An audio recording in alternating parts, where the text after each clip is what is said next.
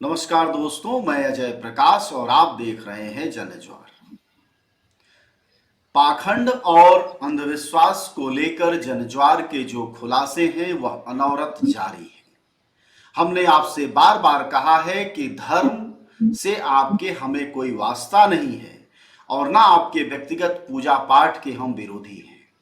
हमारा सवाल उन पाखंडियों, उन अंधविश्वास फैलाने वाले बाबाओं और मुल्ला मौलवी पंडितों पादरियों से है जो कि समाज में चमत्कार के नाम पर गरीब जनता की कमाई हुई मेहनत की जो रोटी है उसमें से हिस्सा बांट रहे हैं। ऐसे में इसी सिलसिले में हम लोगों ने धीरेन्द्र शास्त्री, जो मध्य प्रदेश के छतरपुर से बागेश्वर महाराज सरकार के नाम से प्रतिष्ठित हैं, उनको लेकर सवाल उठाए थे और उनके चमत्कारों पर प्रश्न किया था।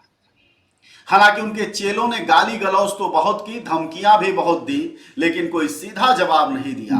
पर बाबा को इस बात के लिए मजबूर किया गया कि वह कुछ फिर नई धमकियां दें और फिर कुछ जनता को डराने के लिए नया कैप्सूल दें। कैप्सूल उन्होंने यह दिया है कि क्रिश्चियन मिशनरीज हमारे खिलाफ लगी हैं, यूट्यूब बनाकर जो है हमारे खिलाफ दुष्प्रचार किया जा रहा है, और उन्होंने इससे बढ़कर यह बात स्वीकार कर ली है कि वह चमत्कार नहीं करते। हम कोई गुरु नहीं है, ना कोई भगवान है, ना कोई चमत्कारी। भारत की सनातनी को छिन्न भिन्न करने के लिए फंडिंग की जाती विदेशों से, मोटी रकम। कई जगह हमारे नाम से पुतले फूंके जाते, अनशन किए जाते, यूट्यूब पर हमारे नाम से फंडिंग कर करके हमारे खिलाफ चैनल बनाए जाते, लेकिन हम डरते नहीं है। तो आइए हमारे साथ अंधश्रद्धा उन्मूलन समिति महाराष्ट्र के जो साथी जुड़े हुए थे, उत्तम जोगदंड, वह फिर एक बार हैं। इन्हीं के जरिए चैलेंज किया गया था कि अगर उनमें कोई चमत्कारी शक्ति है तो वह साबित करें, और उस चैलेंज का बकायदा प्रोफार्मा भी बताया गया था। खैर, धीरेन्द्र शास्त्री न खुद मैदान में आए, न अपने किसी प्रतिनिधि को भेजा, लेकिन अपने यूट्यूब के जरिए अपने भक्तों के सामने कुछ रहस्य जरूर खोले। उत्तम जी, आपका फिर एक बार जनज्वार में स्वागत है, और आपसे हम यह जानना चाहेंगे कि जो वीडियो जारी हुए हैं धीरेन्द्र शास्त्री के, जिसमें उन्होंने स्वीकार किया है कि वह खुद न कोई भगवान है न कोई चमत्कार करते हैं, वह तो आम है, भगवान नहीं है, इस बारे में आपका क्या कहना है? नमस्कार सभी दर्शकों को, नमस्कार, आपको भी नमस्कार, और जनज्वार के प्रति बहुत आभार कि आप ये बहुत ही सामाजिक सुधार का महत्वपूर्ण कार्य है, उसके लिए आप योगदान दे रहे हैं। तो अब चलते हैं हमारे नए बाबा जी है उनकी तरफ। उनका जो वीडियो है उसका अंश मैंने देखा है, और उसमें ये कहते हैं कि हम कोई गुरु नहीं, न भगवान है, न कोई चमत्कारी। तो ये अच्छी बात है कि उन्होंने मान लिया कि वो चमत्कारी नहीं है। तो बाबा जी के जो भी शिष्यगण हैं, भक्तगण हैं, जो मानते हैं कि बाबा चमत्कारी है, उनके पास अद्भुत शक्ति है। और जनज्वार ने जब 2 एपिसोड किए उनके ऊपर, तो उसके बाद हमारी काफी और आपकी भी तीखी आलोचना हुई है, गाली गलौज भी हो चुका है जैसा अभी आपने कहा। तो ये वीडियो को देखते हुए, इस वीडियो को ध्यान पूर्वक सभी उनके जो चेले हैं या शिष्य है या भक्तगण है, उन्होंने देखना चाहिए, और वो जो कह रहे हैं उसको मानना चाहिए। वो कहते हैं ना, हम चमत्कारी नहीं, ना भगवान है, ना गुरु है, तो ये मानना चाहिए, अच्छी बात है। तो मैं ये आशा करता हूं कि उनके सारे शिष्यगण उनका कहना मानकर हमें जो गाली गलौज किया है उसके प्रति पश्चाताप व्यक्त करेंगे, और आगे उन्हें इस प्रकार चमत्कारी मानना बंद करेंगे। पर सवाल ये है कि आपका अनुभव क्या कहता है, क्योंकि उस वीडियो के अगले हिस्से में फिर वह एक बार हनुमान जी को प्रसाद चढ़ाकर चमत्कार का दावा, खुद के चमत्कार को तो वो छोड़ देते हैं, लेकिन उस अगला चमत्कार को शिफ्ट करते हैं। यस जी, आगे वो बहुत कह रहे कि हमारे दरबार में मत आइए वगैरह वगैरह, आप खाली वहां जाके करे। तो ये क्या है, इसमें उन्होंने बहुत ही चालाकी से ये स्टेटमेंट दिया हुआ है। देखिए, आस्था के लिए तो कोई संविधान में कोई पाबंदी नहीं है, आस्था का स्वातंत्र्य है, आज़ादी है। तो जी उसके हिसाब से आस्था की ओर वो लोगों को खींच रहे हैं, लेकिन साथ में ये भी बता रहे कि वो चमत्कारी है। अभी वो हमारे यहाँ जो कानून है, महाराष्ट्र में जो अंधविश्वास विरोधी कानून है, जादू टोना जी विरोधी कानून है, उसके हिसाब से पुराने चमत्कार कोई भगवान है या संत महात्मा कोई चमत्कार करते हैं, उसके बारे में कहना कोई गुनाह नहीं है उस कानून के अंतर्गत। तो ये तो अन्य जगह लागू नहीं है ये कानून, लेकिन उसका फायदा उठाकर कि उन वहां उसके उसके ऊपर धकेल दिया, अभी भगवान के ऊपर जी धकेल दिया है देखिए, अपना छोड़ के। मतलब एक जगह से हम लोगों की जब बात हुई, हमने जब खुलासे किए और उनको चैलेंज किया आपकी अंधश्रद्धा उन्मूलन समिति ने, तो उसके बाद उन्होंने खुद से शिफ्ट कर कर वह लोड हनुमान जी पर डाल दिया। खैर, एक चीज और है कि इस पूरे वीडियो में बाबा एक तरफ वह धमकाते नजर आते हैं कि सनातनियों के खिलाफ जो आएगा उसको हम ध्वस्त कर देंगे, कुछ और इस तरह की भाषा शैली का इस्तेमाल करते हैं वीडियो में। वह वीडियो हम बार बार पाठकों दर्शकों को बता दें कि इसलिए नहीं दिखा पाएंगे, आप उनके YouTube पर जाकर देख लीजिएगा, क्योंकि वह हमें स्ट्राइक करा देते हैं, कॉपीराइट क्लेम में तकनीक रूप से फंसाने की कोशिश करते हैं, क्योंकि इन बाबाओं के पास जो अखंड साम्राज्य है संपत्ति का, उसके बदौलत उन्होंने दर्जनों लोगों की सोशल मीडिया टीम बना रखी है, जिसके बदौलत वह तकनीक रूप से हमें फंसाते हैं। इसलिए वह वीडियो जिनके मैं जिक्र कर रहा हूं, वह वीडियो आप उनके साइट पर जाके देख सकते हैं। अगर कोई अलग से मांगेगा तो जनज्वार के साथी आपको कमेंट बॉक्स में जरूर डाल देंगे उनके वीडियो संदर्भ समझने के लिए। लेकिन ये बात जोगदंड जी जो मैं कहना चाह रहा था आपसे या पाठकों दर्शकों से, कि उन्होंने बकायदा कहा है कि ईसाई मिशनरियां हमारे पीछे पड़ी हैं, तो उनको बताना चाहिए कौन सी ईसाई मिशनरियां हैं। दूसरी बात उन्होंने यह कही है, धीरेन्द्र शास्त्री ने, कि मोटी रकम विदेश से आती है सनातन धर्म को बदनाम करने के, तो उनको यह भी बताना चाहिए कि भाई जनज्वार को कौन सी मोटी रकम आई है। और फिर पुलिस, जांच एजेंसियां, सीबीआई, ईडी, यह सब कुछ है उनके जरिए, और बड़े संत हैं उनके यहाँ, पुलिस वाले तो दरबार ही लगाते हैं, फिर उनको भी बताना चाहिए। क्योंकि हमारा कंसर्न ये है कि देश के युवा जो हैं, देश के जो गरीब हैं, उनके भविष्य बर्बाद कर कर आप रुपया नहीं कमाइए, देश को उल्लू बनाकर आप रुपया मत कमाइए, चमत्कार दिखाकर रुपया मत कमाइए, आप प्रवचन दीजिए, भगवान का नाम लीजिए, पूजा पाठ करिए। तो सवाल यह है सर कि अगर इतने सारे यह आरोप बाबा लगा रहे हैं, आपका अनुभव क्या कहता है कि आप लोग पहले जब इस तरह के भी खुलासे करते रहे, तो क्या बाबाओं ने ऐसे आरोप लगाए? जी हाँ, ऐसे आरोप तो लगते आ रहे हैं, आगे भी ऐसे आरोप होते रहेंगे, क्योंकि ये बेबुनियाद तो है ही।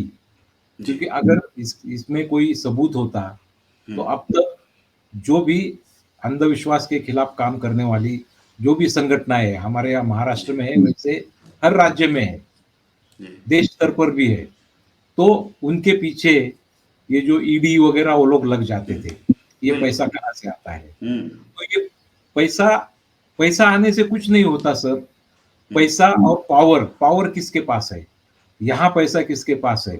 और हमारे देश में आप अगर देखेंगे तो करीब 600-700 साल मुगलों की पावर थी, सत्ता थी, बाद में अंग्रेजों की थी, तो उस समय मिशनरियों ने कुछ नहीं किया। और अभी क्योंकि हम अब बोल रहे हैं इसलिए मिशनरी कर रहे हैं, इसमें विश्वास कौन करेगा? उनके भक्त ही कर सकते, जो ये सोच नहीं सकते कि ऐसा हो सकता है या नहीं हो सकता है। तो ये बात बिल्कुल बेबुनियाद है। हमारे जो कार्यकर्ता है अलग अलग संगठनों की, वो इसके लिए कोई पैसे की जरूरत नहीं पड़ती। हमने बाबा जी जो चमत्कार के बारे में पहले कहा था इनका, धीरेन्द्र जी के, उसके लिए पैसे की क्या जरूरत है सर, है ना। तो ये आरोप बेबुनियाद है, अपने ऊपर अपने भक्त भरोसा करते हैं, इसके लिए उन्हें कुछ भी बताओ, इस स्टैंडर्ड का ये आरोप है। अच्छा, अक्सर ये बाबा लोग एक चीज का बहाना लेते हैं, वह है सनातन हिंदू धर्म पर हमला। अगर हम अपनी और उनकी बात करें आपकी, तो हम दोनों संयोग से हिंदू ही हैं, उन्हीं तरह के परिवारों से आते हैं। हमारे परिवार में भी लोग पूजा पाठ करते हैं, मंत्र जाप करते हैं, वह सब कुछ करते हैं। तो यह सनातन धर्म पर हमला करके इमोशनल अत्याचार का टारगेट क्या पहले से बाबाओं का चला आ रहा है? जब भी आप इनके पाखंड पर हमला करें या सनातन धर्म को सामने कर देते हैं। हमने पूरी बातचीत में पाठकों दर्शकों को भी ध्यान होना चाहिए, वो दोनों भी वीडियो देख लें। क्या हमने राम पर कोई सवाल उठाया, कृष्ण के बारे में कोई बात की, दुर्गा और सरस्वती को लेकर कोई बात कही, इन तमाम देवी देवताओं को लेकर? हमने सिर्फ धीरेन्द्र शास्त्री या दूसरे जो बाबा हैं उनके पाखंड पर बात की। तो सर ये बताएं कि इससे सनातन धर्म पर हमला का एंगल कैसे जोड़ लिया जाता है? सबसे पहले तो ये सनातन धर्म की व्याख्या क्या है जी, ये अभी तक हमको पता चल नहीं रहा है। यानी जो भी समाज सुधार की बात करता है उसे वो सनातन धर्म पर हमला कहते हैं। जी, इस्लाम के बारे में कुछ कहो, इस्लाम खतरे में है। यानी अपने धर्म के लोगों को डराने के लिए, जैसे भय होता है ना, कोई भी भय, राजनीति में पाकिस्तान का डर है, तो परकीय शक्तियों का डर है, उस प्रकार ये कोई बात नहीं है, इनको कोई होने वाला नहीं है। जब पिछले 700-800 साल से दूसरे लोगों की सत्ता थी तब सनातन धर्म के ऊपर कुछ नहीं हुआ, और अपने ही लोग जो जिसे हिंदू कहा जाए, बौद्ध, जैन, सिख, ये सब हिंदू माने जाते हैं संविधान के अनुसार, तो इनमें से कोई अगर इनके ऊपर कहता है, इनकी गलती दिखा देता है, तो उससे धर्म कैसे खतरे में आ सकता है? हमारे यहाँ संत तुकाराम जी थे, उन्होंने कड़े प्रहार किए धर्म के ऊपर और पाखंड के ऊपर, तो उनके वो तो संत बन गए ना, तो उसमें धर्म को क्या हो गया?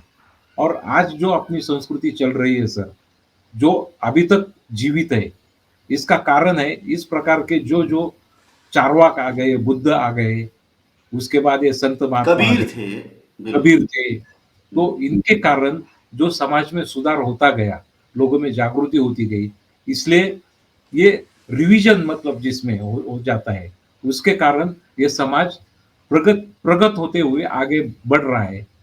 तो ये बात भी ध्यान में रखनी चाहिए सर, ये आक्रमण वगैरह कुछ नहीं है, आक्रमण होगा मतलब तो आक्रमण इनके धंधे पर है, इनके झूठ पर है और इनके फरेब पर है, जिस पर हमला होने पर इन्होंने यह स्वीकार किया है सार्वजनिक रूप से कि चमत्कार नहीं करते। यस जी, उन्होंने वो तो स्वीकार किया भी, उन्होंने और भी एक बात स्वीकार की है, देखिए भगवान और भक्त, उसके दोनों के बीच में कोई एजेंट नहीं होना चाहिए।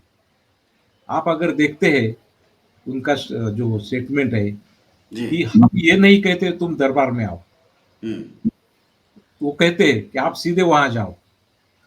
अभी मेरा कहना है, ये अगर भक्त सीधे वहां इनके साथ कांटेक्ट हो जाते हैं तो इनकी जरूरत क्या है ना? इनके आश्रम की भी जरूरत नहीं है।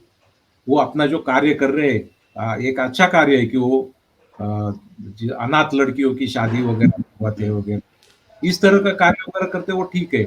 लेकिन अगर जहां तक उनके बालाजी है, हनुमान जी है, उनके साथ कनेक्शन जोड़ने का सवाल है, वो बोलते हैं आप सीधा वहां जाइए, इनकी कोई आवश्यकता नहीं पड़ती, और इन्होंने ये मान्य किया है कि इसमें एजेंट की कोई जरूरत नहीं है। तो इनके आश्रम का और इनका खुद का कोई औचित्य ही नहीं बचता है कि ये क्या जरूरी है, सीधा भक्त ये करेगा। तो ये बात है, मतलब अगर धीरेन्द्र शास्त्री ने जो बोला है उसको इम्प्लीमेंट करना चाहिए। हिंदुओं का भला भी इसी में है, और जाहिर तौर पर हिंदू ही उनके भक्त हैं और हिंदुओं को ही वह अपना पाखंड दिखाते हैं, उन्हीं को चमत्कार करते हैं, उन्हीं का नाम पता और क्या क्या बता लेते हैं मन की बात। जी खैर, इसमें और एक बात मैं कहना चाहता हूँ, इन्होंने ये तो कह दिया, लेकिन वो आगे ये भी कहते हैं कि बीच बीच में धाम की पेशी भी हो जाए, 4 महीने में, 6 महीने में, यानी वो रास्ता भी खुला छोड़ते हैं। तो मतलब उनका पहला कथन जितना साफ लग रहा है, उसके पीछे ये भी है कि बीच बीच में हमारे यहाँ भी आ जाओ। इसका मतलब वो अपनी जो एजेंसी है वो बरकरार रखना चाहते हैं। तो ये विसंगत नहीं लग रहा है सर? बिल्कुल, एक यह तरफ कंट्रोडिक्टरी है, मतलब कंट्राडिक्टरी है, यह यस, विसंगति है इसमें। जी यस सर। इससे ठीक। इनके जो स्टेटमेंट्स है उसके बारे में मैं कुछ सवाल भी उठाना चाहता हूँ। जी। वो कहते हैं कि कभी इंसान से मत जुड़ना, हम्म, क्योंकि मैं पाखंडी हो सकता हूँ, हम्म, मैं ये हो सकता हूँ, वो सकता हूँ। तो आप इंसान से मत जुड़ना, सीधा उनसे जुड़िए। हम्म, तो मैं ये कहना चाहता हूँ कि हमारे जो संत समाज सुधारक है, जैसे संत तुकाराम जी का उल्लेख किया मैंने, हम्म, फिर क्रांतिवीर ज्योतिबा फुले, हम्म, उनकी पत्नी सावित्री माई, जिन्होंने हम्म, महिलाओं के लिए शिक्षा का द्वार खोल दिया, जो सनातन धर्म के हिसाब से वो अनुचित था। उनको गोबर और पत्थर की मार सहनी पड़ी थी। जी। इन्हीं सनातनियों ने महिलाओं को शिक्षा देने के लिए रोका था। वो सावित्री माई, वो इंसान थी। ज्योतिबा फुले इंसान थे। जो सनातन धर्म अस्पृश्यता को मानता है, ऐसा लगता है, दिखाई देता है। तो जो अस्पृश्य थे, दलित कहा जाता है जिन्हें, उनका उनका उद्धार करने वाले डॉक्टर बाबा साहब आम्बेडकर है, ये भी इंसान थे। डॉक्टर बाबा साहब आम्बेडकर ने इस देश को संविधान दिया, जो जाति, धर्म, प्रदेश, भाषा, संस्कृति ऐसी विविधता से युक्त है, उनको इकट्ठा बांधने वाला देश दे दिया, हम्म, संविधान दे दिया। जी। तो ये लोग इंसान है। तो हम्म, इन इंसानों से जुड़ना क्या गलत है? उनके विचारों से जुड़ना जुड़ना क्या गलत है? दूसरा सवाल है कि वो बार-बार उनका जो बागेश्वर धाम है, उनके जो बालाजी है, उनके जो हनुमान है, उनका उल्लेख करते हैं। फिर हमारे यहाँ यहाँ तो 33 करोड़ देवी-देवता है, जी। उनका क्या? ये सिर्फ इनकी ही ओर क्यों आकर्षित करना चाहते हैं? हम्म, उधर दुर्गा भवानी है, इधर हमारे यहाँ गणपति है, विठोबा है, हम्म, साउथ में अलग-अलग भगवान है, लेकिन वो हार्प करते हैं सिर्फ उनके भगवान पर। ऐसा क्यों? हम्म, बाकी भगवान नाराज नहीं होंगे? और हम्म, बाकी भक्त अगर भक्तों में देखो क्या होता है कि अगर उनके पास ही जाना है, इनके अपने भगवान का क्या करें? दूसरे हम्म, भगवान का क्या करें? इसलिए लोगों को में कन्फ्यूजन होता है। और तीसरा मेरा सवाल है कि वो हिंदू में एकजुट चाहते हैं। हम्म, तो हिंदू में ही एकजुट क्यों? देश के हर नागरिक में एकजुट होना चाहिए। संविधान के अनुसार हर भारतीय एक है। तो देश के आधार पर हमारी एकजुट क्यों नहीं होनी चाहिए? सिर्फ हिंदुओं की एकजुट क्यों? वैसे हिंदू तो कितने अलग-अलग जातियों में ऊंच-नीच भेदभाव के साथ पड़ा हुआ है। उनको एक करने के लिए वो जाति प्रथा, वर्ण व्यवस्था, उसका विनाश करने के लिए कोई मार्ग नहीं दिखा रहे, लेकिन एकजुट होने के लिए कह रहे। और ये एकजुट होना किस किस लिए होना है? देश के लिए सभी का एकजुट होना क्या ठीक नहीं है? और आखिरी बात, भारतीय संविधान की धारा 51 ए एच के अनुसार वैज्ञानिक प्रवृत्ति, मानवता और सवाल और सुधार की भावना का विकास करना हर नागरिक का दायित्व है। क्या यह दायित्व एक भारतीय नागरिक होने के नाते हमारे बाबा निभा रहे हैं? ये सवाल। तो इनको जी, देखते हुए उनके स्टेटमेंट की तरफ देखना चाहिए, ये मेरा कहना है। जी। शुक्रिया आपका उत्तम जोगदंड जी। आपने विस्तार से तमाम उन प्रश्नों पर बात की जिसकी सफाई धीरेन्द्र शास्त्री ने हमें सीधी तो नहीं पर अपने YouTube पर जारी करके अपने भक्तों को संबोधित करते हुए चेतावनी हमें दी है। कहा है कि ईसाई मिशनरियां पीछे पड़ी हैं, जबकि हमारा कोई लेना देना नहीं। YouTube चैनल बनाया गया है, YouTube भी चैनल बहुत पुराना है। तीसरी बात उन्होंने जो मानी है कि वह चमत्कार नहीं करते, तो आखिरकार अगर चमत्कार नहीं करते तो फिर दरबार किस खुशी में लगाते हैं? और अगर भक्त और भगवान का सीधा रिश्ता है तो इन एजेंटों की क्या जरूरत है जो भगवान और भक्तों के बीच प्रॉपर्टी डीलर का काम करते हैं? क्या भगवान को भी प्रॉपर्टी डीलर चाहिए? क्या भगवान को भी दलाल चाहिए जो बीच में भक्त और भगवान के बीच तालमेल बिठाए? यह प्रश्न बड़ा है क्योंकि इसके नाम पर जो मेहनत की कमाई देश के हिंदुओं की लूटी जा रही है हिंदू संतों के नाम पर, यह बहुत खतरनाक है। हिंदू और सनातन धर्म का नुकसान हम नहीं कर रहे, कर ये बाबा रहे हैं जो कि लोगों की मेहनत की कमाई कर रहे हैं, लोगों की पढ़ाई बर्बाद कर रहे हैं, दवाई और इलाज बर्बाद कर रहे हैं जादू मंत्र और टोना टोटका के नाम पर। इसलिए सावधान, हमारे जैसे लोगों से होने की जरूरत नहीं है, बल्कि धीरेन्द्र शास्त्री जैसे चमत्कार का दावा करने वाले पोंगा पंडितों से दूर रहने की जरूरत है, जो जुबानी तौर पर तो कहते हैं कि चमत्कार नहीं करते, लेकिन दरबार फिर लगाते हैं, चेतावनी वहीं से देते हैं, पत्रकारों को धमकी वहीं से सुनाते हैं। शुक्रिया आपका बातचीत के लिए, धन्यवाद। धन्यवाद।